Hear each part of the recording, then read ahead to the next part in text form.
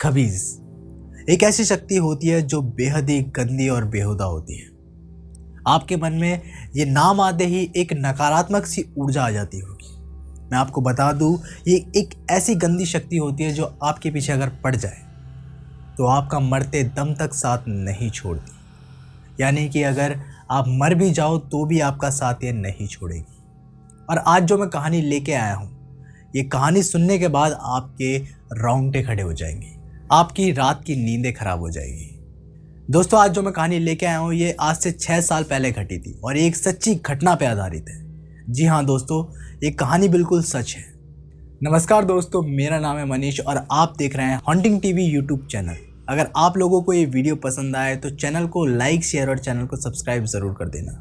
जिनकी कहानी मैं बताने जा रहा हूँ उन दोनों की नई नई शादी हुई थी और वो लोग बहुत ही ज़्यादा कंफ्यूज थे कि हनीमून मनाने कहाँ जाए। तो उन्होंने डिसाइड किया कि वो लोग पास ही में शिमला जाएंगे और वो लोग अगले ही दिन टिकट करा के शिमला पहुंच जाते हैं। वहाँ उन लोगों ने पहले से होटल बुक कर रखा था। होटल पहुंचने के बाद उन्हें पता चलता है कि होटल वाले तो धोखेबाज निकले। वो लोग होटल पहुंचते हैं तो होटल वाले उनसे बोलते हैं कि इमरजेंसी में हमने किसी और को ये होटल रूम बुक कर दिया है।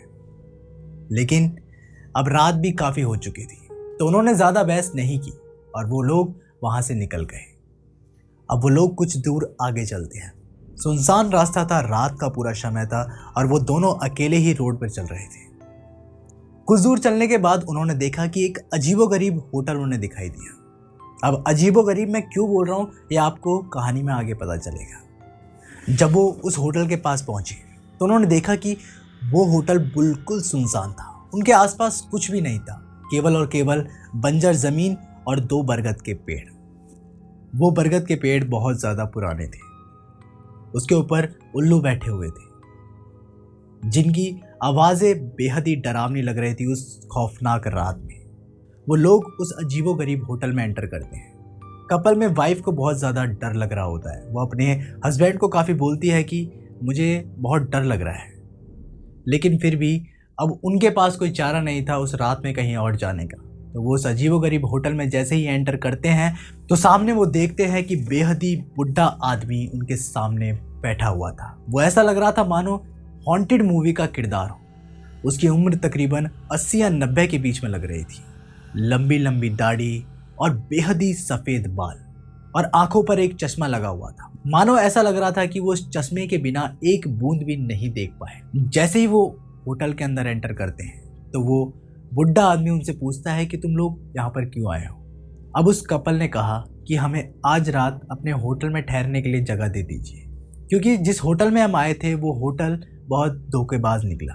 उन्होंने उस वृद्ध आदमी से बहुत ज़्यादा मदद की गुहार लगाई और बोला कि हमें आज रात रुकने की जगह दे दीजिए, हम सुबह होते ही यहाँ से निकल जाएंगे या फिर किसी और होटल में शिफ्ट हो जाएंगे, आज रात हमें रुकने दीजिए। अब इतना बोलने के बाद वो वृद्ध आदमी बोलता है कि भाई कमरा मेरे पास नहीं है, मुझे माफ़ कीजिए। अब इतना कहने के बाद वो लड़का अपने मन में सोचता है कि मैं सिर्फ फ्री में तो कमरा नहीं ले रहा हूँ, ये फिर इतना एटीट्यूड क्यों दिखा रहा है।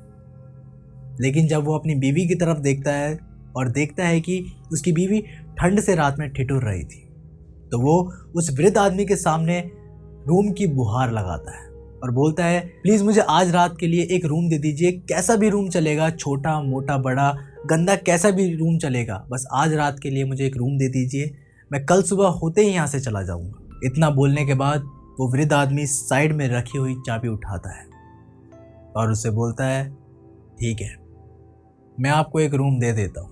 वो बूढ़ा आदमी उन्हें होटल के अंदर लेके जाता है और वो अंदर जाते ही देखते हैं कि ये होटल बहुत ही ज़्यादा पुराने से डिज़ाइन का है।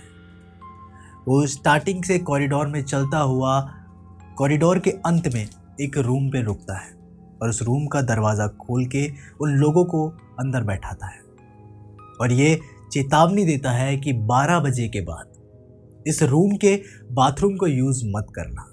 अगर ऐसा आप करोगे तो आपके साथ जो भी होगा उसका जिम्मेदार मैं नहीं हूँगा, क्योंकि यहाँ पर बहुत ही ज़्यादा बुरी शक्तियों का साया है। अब उस बूढ़े आदमी को टालने के लिए उन्होंने उसकी बात की हामी भरते हुए बोला ठीक है, हम 12 बजे के बाद ये वॉशरूम यूज़ नहीं करेंगे। लेकिन उन्हें आगे की सच्चाई का नहीं पता था कि उनके साथ क्या होने वाला है। अब वो लड़की जो उस रूम में थी वो बहुत ही ज़्यादा डर रही थी उस बाथरूम में जाने के लिए। अब वो अपने पति से पूछती है कि उस बूढ़े आदमी ने जो भी कहा है वो सच भी हो सकता है। तो वो अपने पति से बोलती है कि मैं कैसे जाऊँ अब बाथरूम, और मुझे तो रात में ठंड के मारे काफ़ी ज़्यादा वॉशरूम जाना पड़ता है। अब वो अपने पति से बोलती है कि अब हम रात में कैसे करेंगे, या हमने ये होटल क्यों लिया। वो लड़का बोलता है कि यार हमारे पास रात में और कोई चारा नहीं था। अब तुम भी क्या यार उस बूढ़े आदमी की अब बातों में आ रही हो, हमें यूज़ करना होगा तो कर लेंगे। वो उसकी बातों को अनदेखा करते हैं। अब वो लोग बेड की तरफ बढ़ते हैं और देखते हैं कि बिस्तर पे सिलवटें पड़ी हुई थी, मानो हाल में उस रूम में कोई आया हो, लेकिन उस रूम का बाथरूम यूज़ नहीं किया। अब लेकिन मैं क्यों बोल रहा हूँ, क्योंकि बाथरूम की ज़मीन, उसका वॉश बेसिन और उसकी कमोड शीट बिल्कुल सूखी हुई थी। अब रात के तकरीबन 12:10 या 12:15 के करीब हो रहे थे। उस लड़की की आंख खुलती है, उसके बाल खुले हुए थे और उसने अपने हस्बैंड की तरफ देखा। वो सुबह की थकान के कारण बहुत ही ज़्यादा गहरी नींद में सोया हुआ था। हल्के हल्के खर्राटे वो ले रहा था। अब उसे समझ नहीं आ रहा था वो क्या करे।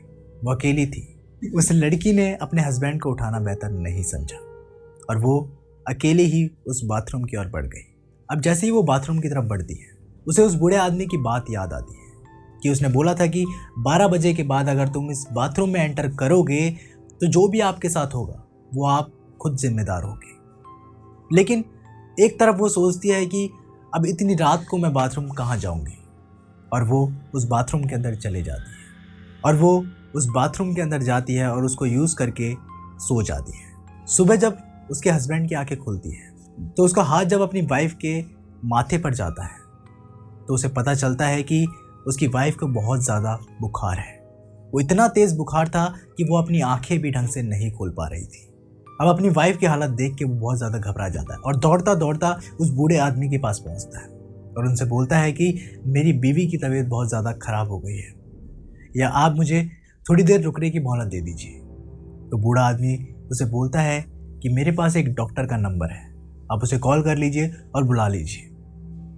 अब वो डॉक्टर आता है और उसकी वाइफ को इंजेक्शन लगा के चला जाता है, लेकिन फिर भी शाम तक उसकी वाइफ को कोई आराम नहीं लगता। उसकी वाइफ की तबीयत वैसी की वैसी थी। अब हस्बैंड उस बूढ़े आदमी के पास दोबारा जाता है और बोलता है कि मेरी वाइफ की तबीयत अभी भी ठीक नहीं हुई है, प्लीज़ मुझे आज रात रुकने की मोहलत दे दीजिए। तभी वो बूढ़ा आदमी झल्लाते हुए बोलता है कि सच सच बताना कि तुमने उस बाथरूम को यूज़ तो नहीं किया था। इतने में वो लड़का बहुत ज़्यादा गुस्से में बोलता है, अरे क्या लगा रखा है बार बार यार, बाथरूम बाथरूम बाथरूम में ऐसा क्या है, और यहाँ मेरी बीवी की तबीयत खराब है और आपको बाथरूम की लग रही है बार बार। तभी वो बूढ़ा आदमी उसका हाथ पकड़कर दरवाजे तक लेके जाता है और बोलता है, धीरे धीरे बोलो वरना वो सुन लेगी। अगर उसने सुन लिया तो बहुत ज़्यादा प्रॉब्लम हो जाएगी। अब वो लड़का बहुत ज़्यादा सहम जाता है और बोलता है, सर प्लीज़ मुझे बताइए कि आप मुझसे क्या छुपाने की कोशिश कर रहे हैं। वो बहुत ज़्यादा डरा हुआ होता है। एक तरफ उसकी बीवी की तबीयत खराब हो रखी थी और दूसरी तरफ वो बूढ़ा आदमी उससे कुछ छुपा रहा था। अब वो बूढ़ा आदमी उससे बोलता है कि उस बाथरूम में एक बुरी आत्मा का साया है। इतने में ही वो लड़का बोलता है कि आप कैसी बातें कर रहे हो, आज के ज़माने में ये सब कैसे पॉसिबल है। तभी वो बूढ़ा आदमी गुस्से से बोलता है कि आज से लगभग 5 साल पहले आपकी तरह ही एक कपल यहाँ पर आया था। वो बहुत ही ज़्यादा मस्ती में थे, दोनों नशे में धुत थे और रात में भी उनका पीने का प्लान था। उन लोगों ने हमसे नाश्ता मंगाया और चखना भी मंगाया। उसके बाद हम लोग सोने चले गए। लेकिन रात के तकरीबन 12 बजे के बाद अचानक से तेज़ तेज़ लड़की की चीखने और चिल्लाने की आवाज़ आने लगी। अब हम लोग सब भागे भागे उस रूम तक पहुँचे और दरवाज़ा खोला और देखा कि वो लड़की निवस्त्र खून से लथपथ ज़मीन पर पड़ी हुई थी और उसका पति नशे की हालत में अपनी वाइफ को एकटक देखे जा रहा था। पुलिस और डॉक्टर को बुलाया गया और उसके पति से पता चला कि नहाते समय उसकी पत्नी का पैर फिसला और वो बाथरूम में ही ऑन द स्पॉट मर गई। अब उसका पति कितना सच बोल रहा था कितना झूठ, ये तो किसी को नहीं पता। लेकिन उस दिन के बाद जो भी उस बाथरूम को 12 बजे के बाद यूज़ करता, उसकी मृत्यु 7 दिन के बाद हो जाती। और ठीक आपकी पत्नी के साथ भी कुछ ऐसा ही हो रहा था। इसी वजह से मैं आप लोगों को वो कमरा देने के लिए इनकार कर रहा था, लेकिन आप मेरे पीछे पड़े हुए थे। इसलिए मैंने आपको वो कमरा दे दिया। अब वो लड़का बहुत ज़्यादा घबरा जाता है और वो बूढ़े आदमी से कहता है कि मुझे इन सब चीज़ों पे यकीन नहीं है, मुझे नहीं पता आप क्या बोल रहे हैं, लेकिन मुझे बस एक अच्छा सा हॉस्पिटल बताइए, मैं जहाँ पर अपनी वाइफ को लेकर चले जाता हूँ। अब वो अपनी वाइफ को लेकर हॉस्पिटल लेके जाता है, लेकिन डॉक्टरों का जवाब सुनने के बाद उसके होश उड़ जाते हैं। डॉक्टर बोलते हैं कि हमें इनकी बीमारी का इलाज पता नहीं चल रहा है, आप इन्हें किसी बड़े हॉस्पिटल में ले जाइए और किसी अच्छे डॉक्टर को दिखाइए। अब वो शिमला से गाड़ी बुक करके अपने शहर हरियाणा पहुंचते हैं और बहुत सारे डॉक्टरों को दिखाने के बाद भी उसकी वाइफ ठीक नहीं होती। अब वो बहुत ज़्यादा परेशान होने के बाद अपने रिलेटिव्स को बुला लेता है। मम्मी, पापा, भाई, चाचा, सब लोग उसके पास आ जाते हैं। अब घर के कुछ बुजुर्ग बोलते हैं कि इस लड़की के ऊपर किसी प्रेत आत्मा का साया है, इसे किसी ओझा या बाबा को दिखाओ। जब ओझा को बुलाया जाता है, वो तांत्रिक बाबा वहाँ की खुशबू या फिर कह लो बदबू उसे सूंघकर ही बता देता है कि वहाँ पर किसी खबीस का साया है, क्योंकि मैंने आपको स्टार्टिंग में ही बताया था कि खबीस का साया बहुत ही गंदा होता है। अब वो तांत्रिक बाबा कहता है कि ये लड़की किसी ऐसी जगह गई थी जहाँ पर बहुत ज़्यादा गंदगी थी और ये खबीस वहाँ पर घात लगाए बैठा था कि उनसे कोई शिकार मिले, और ये लड़की वहाँ पर चली गई और इसके ऊपर उसने अपना डेरा जमा लिया। अब वो लड़का उस तांत्रिक को सारी बातें बताता है जो उस होटल में उसके साथ घटी। उसके बाद वो तांत्रिक बोलता है कि ये कोई तुच्छ सी आत्मा नहीं हो सकती, क्योंकि अगर ये कोई तुच्छ सी आत्मा होती तो इतना कुछ नहीं करती। ये किसी खबीस का ही साया है और ये 7 दिन में आपकी बीवी को ज़रूर लेके जाएगा। अब उसके बाद वो लड़का उन तांत्रिक के पैरों में गिर जाता है और मन्नतें मांगता है कि किसी भी तरह मेरी बीवी को बचा लीजिए। और अब तांत्रिक बाबा उसके घर पे डेली आता है और 1-1.5 घंटे की पूजा करने के बाद वो चला जाता है। अब वो लड़की धीरे धीरे ठीक होने लगी थी, चल फिरने लगी थी और खाने पीने लगी थी, लेकिन अभी भी उसके शरीर में वो कमजोरी बनी हुई थी। अब वो 7वां दिन भी आया। अब वो बाबा बोलते हैं कि आपकी बीवी आज रात के 12 बजे ठीक हो जाएगी, लेकिन इसका बिल्कुल उल्टा हुआ। वो 12 बजे के बाद मर गई और वो लड़का बिल्कुल अकेला रह गया। सब कुछ बिखर गया, सब कुछ खत्म हो गया।